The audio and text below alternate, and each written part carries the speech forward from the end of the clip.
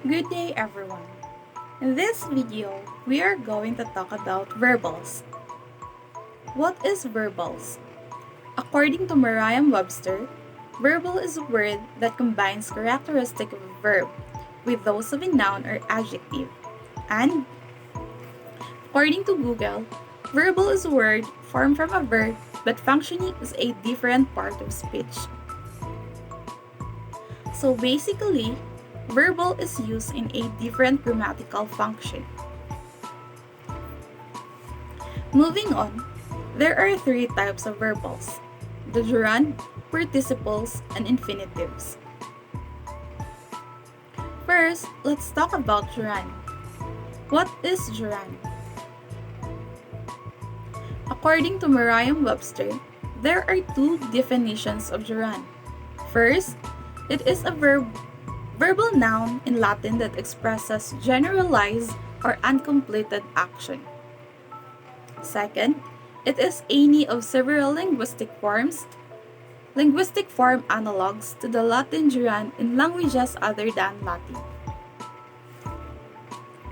Especially the English verbal noun ending in suffix ing that has the function of a substantive and at the same time shows the verbal features of tense, voice, and capacity to take adverbial qualifiers and to govern objects.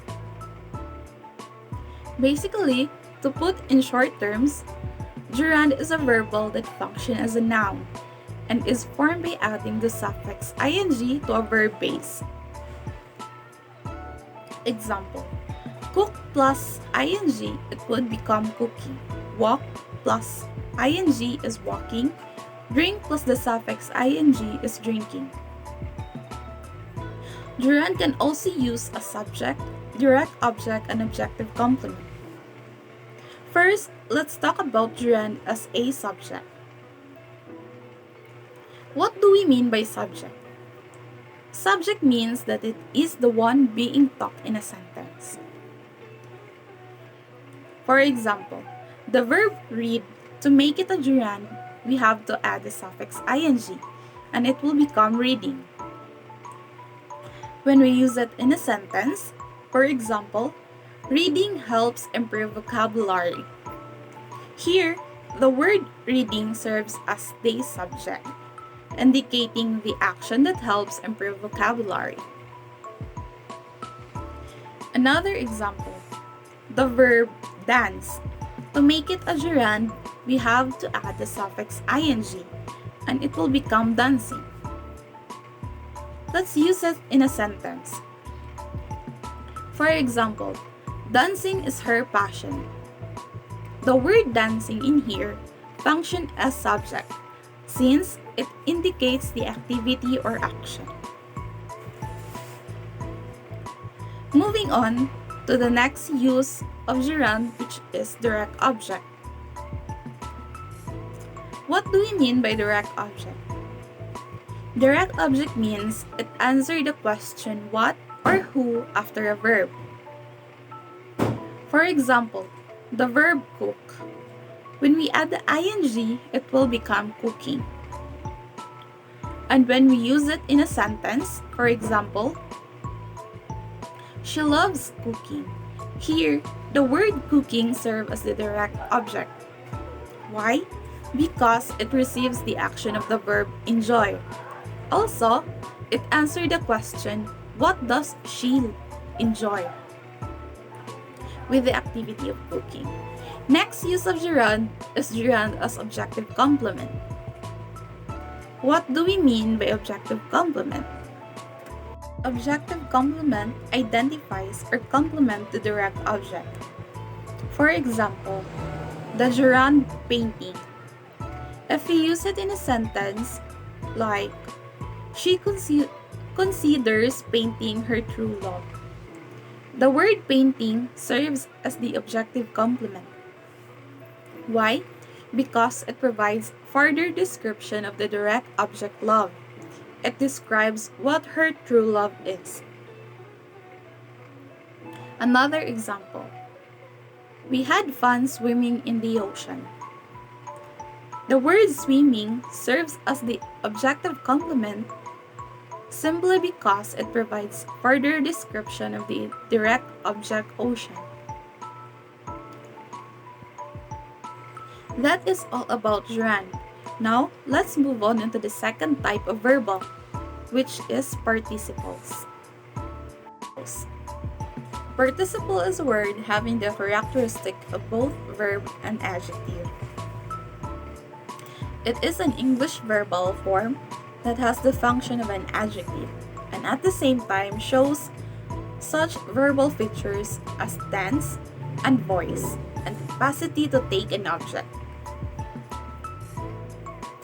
To put in simple words, participle is a verbal that is derived from a verb but functions as an adjective describing or modifying a noun or pronoun.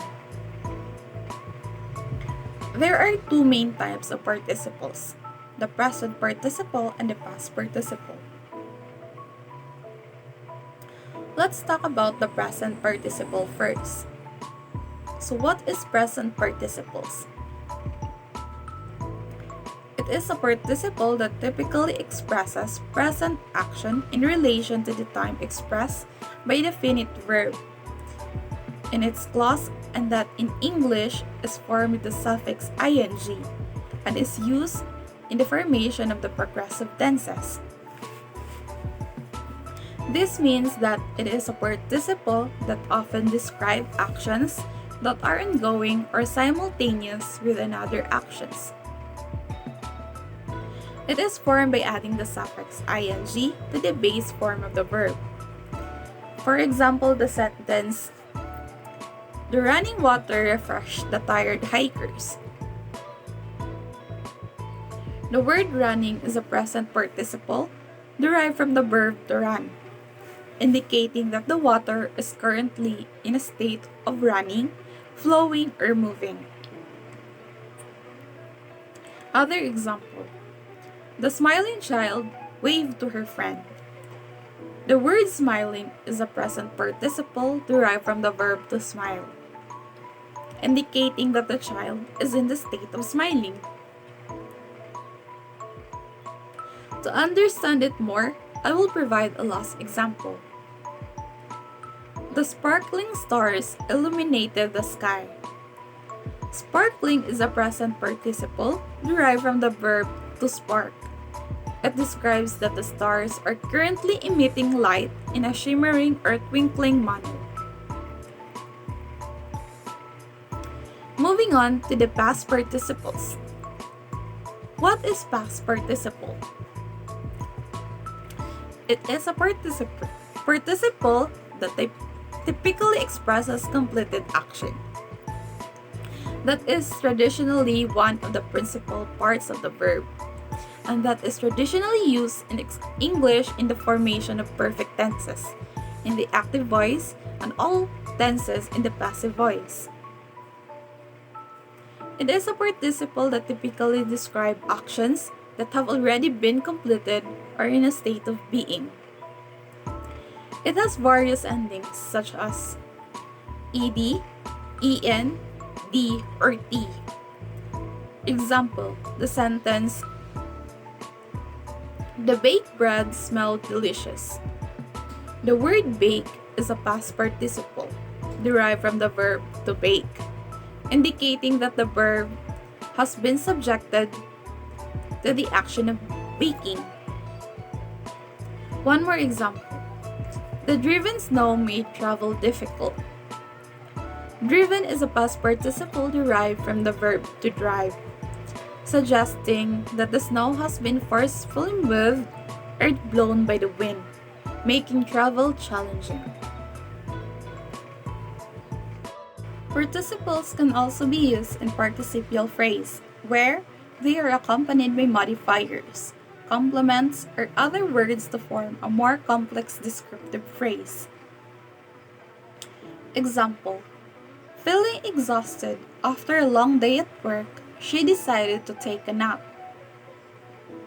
The underlying phrase, feeling exhausted after a long day at work, is the participial phrase, modifying the subject she. One more example to understand it better. Excited for the concert, Sarah rushed to buy tickets. Excited for the concert is the participial phrase, modifying the subject, which is Sarah. Participles are derived from the verbs, but serve as a different grammatical function, often indicating an action or state associated with the noun or pronoun they modify. We are all done for the second type of verbal, so let's move on to the last, which is infinitives. So what is infinitives?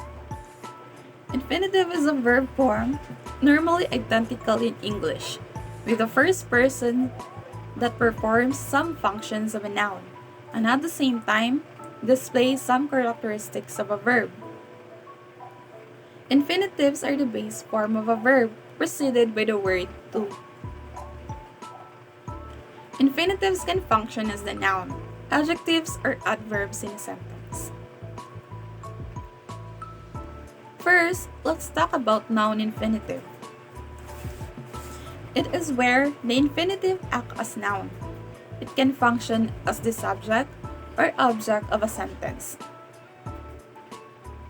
Example: to swim is my favorite hobby. To swim acts as the subject of the sentence. Another example: she likes to read. To read acts as the object of the verb. Object of the verb likes. The infinitive to read describes the action that the subject she enjoys. Second is the adjective infinitive. It is when infinitive acts as an adjective. It describes a noun. Example: I have a book to read. To read acts as an adjective, modifying the noun book, indicating that the book is intended for reading. To read describes the type or purpose of the book, making it an adjective infinitive. One more example: she bought flowers to decorate the room. To decorate describes the purpose of the flowers. It functions as an adjective, providing more information about the noun flowers. Third is the adverb infinitive. It is when infinitive acts as an adverb. It modifies a verb, adjective, and another adverb. For example, he works hard to succeed.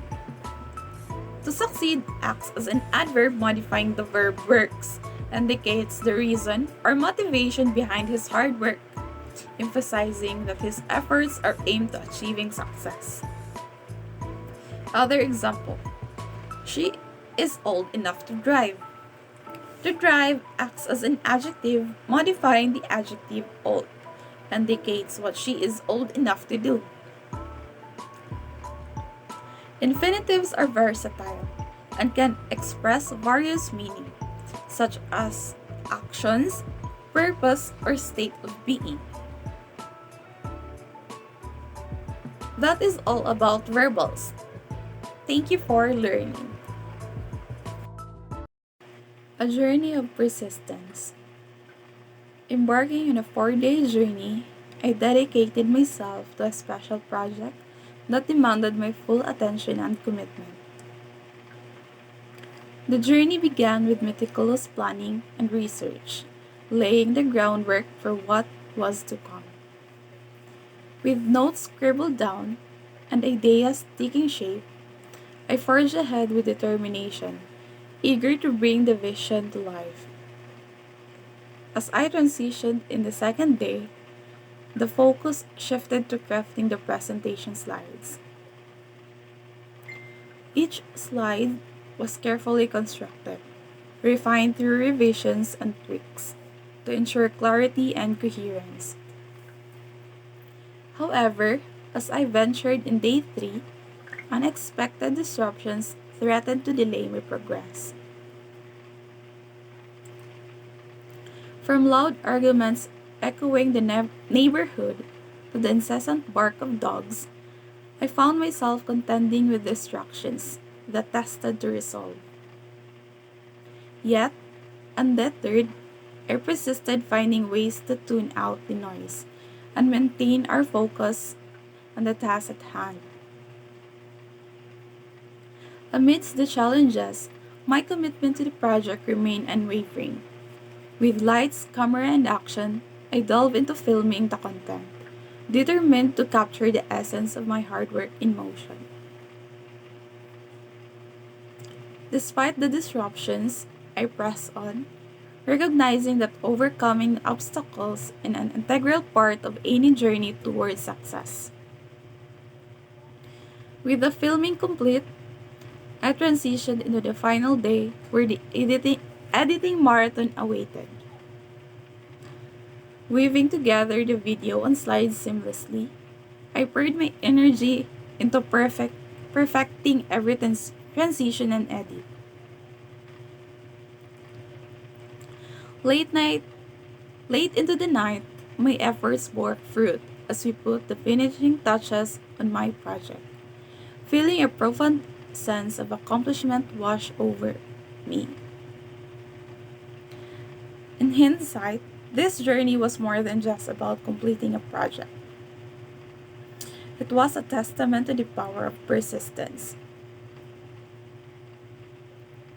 Despite the challenges and distractions that came my way, I remained steadfast in determination to succeed.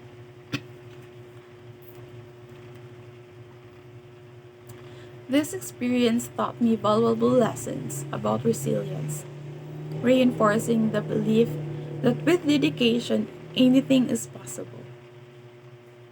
As I move forward, I carry within I carry with me the memories of this journey, knowing that I am stronger and more capable because of it.